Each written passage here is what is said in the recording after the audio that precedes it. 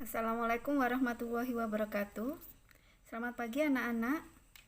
Kembali dengan Bu Khotim ya untuk mata pelajaran IPA di pertemuan kedua ini.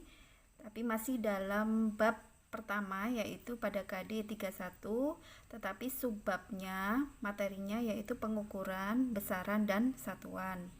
Nah, sebelum kita mulai pembelajaran, alangkah lebih baiknya kita berdoa terlebih dahulu. Berdoa mulai.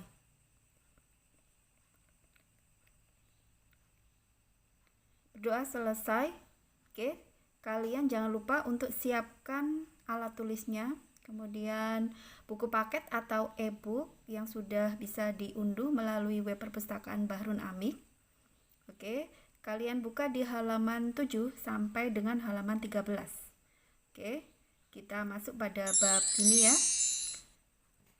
Terlebih dahulu kalian perlu tahu bahwa tujuan pembelajaran kali ini yaitu untuk menjelaskan pengertian pengukuran, kemudian membedakan hal yang dapat diukur atau yang kita sebut besaran dan tidak dapat diukur bukan besaran, kemudian membedakan satuan baku dan tidak baku.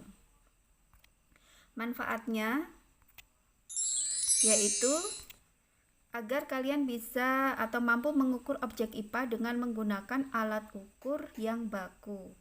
Nah, alat ukur itu ada alat ukur baku dan alat ukur tidak baku. Nah, sekarang kalian perhatikan ini ya.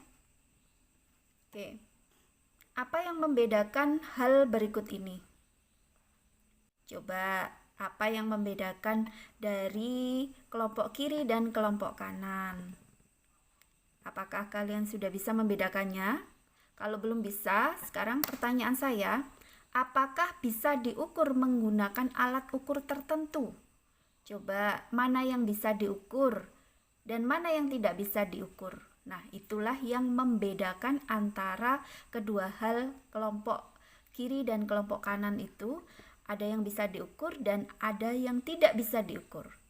Hal yang dapat diukur disebut apa? Disebut besaran. Sedangkan sesuatu yang tidak dapat diukur, tidak bisa diukur nilainya berapa, skalanya berapa, itu namanya bukan besaran. Jadi kalian bisa menyimpulkan apa itu besaran? Nah, kalian bisa tulis di buku tulis kalian. Berikutnya, coba kita akan melakukan kegiatan mengukur. Tapi, apakah kalian tahu apa yang dimaksud dengan mengukur? Sekarang perhatikan gambar berikut. Kemudian kita lanjut pada berikutnya ada gambar beberapa alat ukur. Nah, di situ ada beberapa alat ukur, tentu saja ini ada hal yang berbeda. Nah, kita coba berpikir membedakan antara beberapa gambar yang di atas tadi, ada ukuran depa, ukuran hasta, ukuran jengkal. Nah, yang di bagian atas tadi ukuran depa, hasta, jengkal itu juga bisa digunakan untuk mengukur. Tapi apa perbedaannya? Kalian tulis dalam buku tulis kalian ya. Apa yang membedakan antara alat ukur depa, hasta, jengkal itu dengan alat-alat ukur yang misalkan mistar atau penggaris. Nah, sekarang kita coba untuk kegiatan mengukur. Kalau tadi kan alat-alatnya yang digunakan untuk mengukur. Sekarang kegiatannya. Nah, kegiatannya tadi menggunakan jengkal ya, ada yang menggunakan jengkal, terus ada yang menggunakan penggaris. Kemudian kalian jelaskan kalau menggunakan alat ukur yang baku, tadi alat ukur yang baku itu yang seperti apa? Kemudian bandingkan dengan menggunakan alat ukur yang satuannya tidak baku.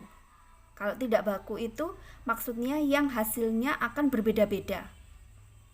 Kalian tulis di hasil pengamatan kalian, hasil analisa kalian ya, hasil analisa kalian yaitu bagaimana hasil pengukuran menggunakan alat ukur yang baku dengan alat ukur yang tidak baku.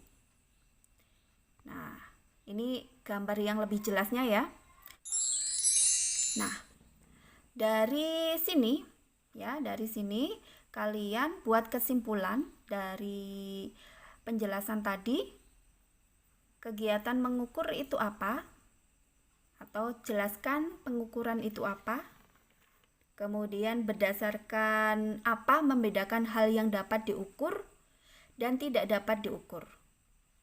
Patokannya atau dasarnya itu apa untuk membedakan hal yang dapat diukur dan yang tidak dapat diukur. Kemudian yang terakhir adalah apa perbedaan satuan baku dan satuan tidak baku.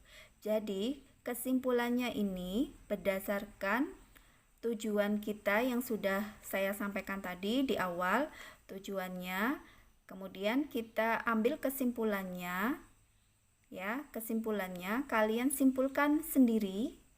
Coba belajar membuat kesimpulan berdasarkan pertanyaan ini. Jadi pertanyaan ini sekaligus membuat kesimpulan.